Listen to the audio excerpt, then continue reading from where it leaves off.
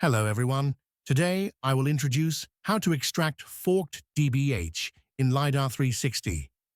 In forestry survey standards of several countries, 1.3 meters is the standard height for measuring a tree's DBH.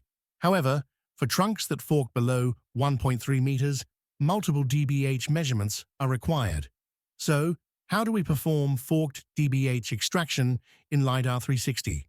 First, find the settings icon in the upper right corner of the LiDAR 360 main page and click to open it. In the pop-up window, select the Forestry Settings section, and in the DBH drop-down menu, check the Extract Forked DBH option to enable this feature. Next, you can use the segmentation functions.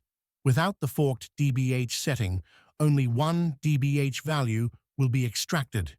However, after enabling the forked DBH setting, the DBH of multiple forked trunks will be extracted.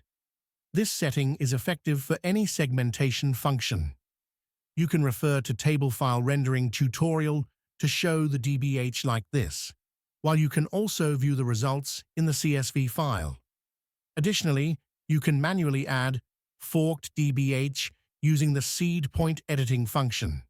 Open the function and enable editing mode, then adjust the height filter to a suitable position. Next, click the Fit DBH function to fit the DBH of an individual tree.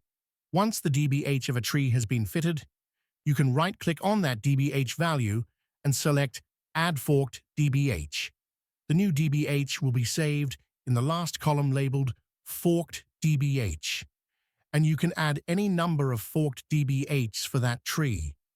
If you want to create a new tree, simply use the Fit DBH function.